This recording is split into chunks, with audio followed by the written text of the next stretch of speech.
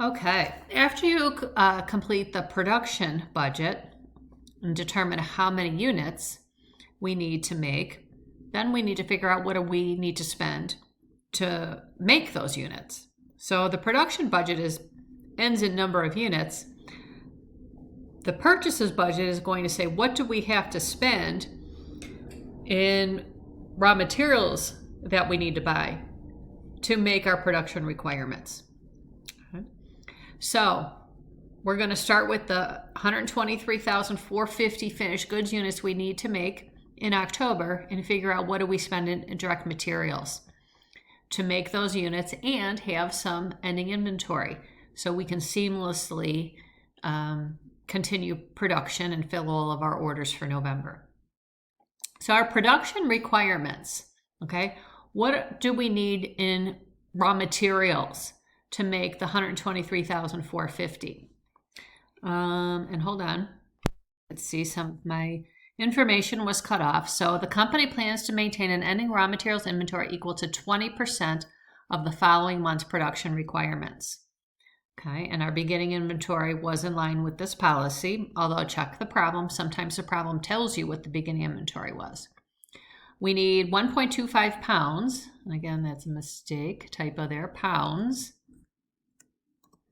of raw materials at a standard cost of $3 per pound to produce each finished goods unit.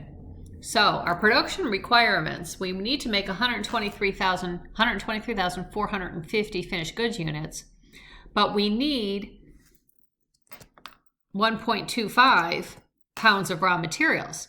So our materials production requirements are 154,313 pounds. Okay.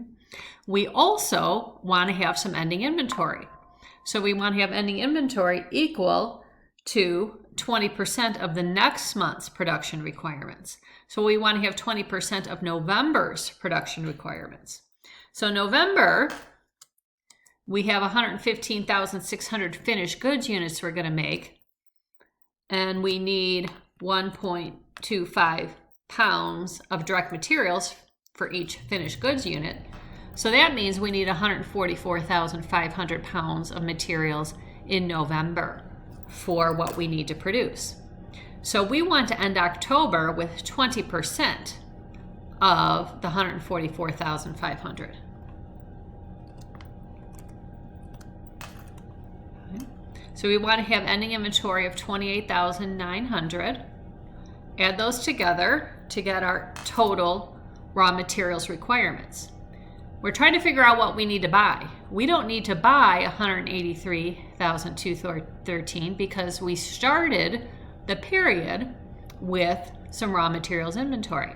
And as I said, sometimes you're given the beginning raw materials inventory, but this one says the October 1st inventory was in line with this policy. So that means we ended September with 20% of October's production requirements. So our beginning inventory would have been 20%. Okay, so that's what you'll do unless they flat out tell you what October's beginning inventory was. So 30,863. So that means we need to buy 152,350 pounds, and they say that it costs $3 per pound. So 152,350 times $3 per pound. And so we're going to spend $457,050 to buy the raw materials we need for October.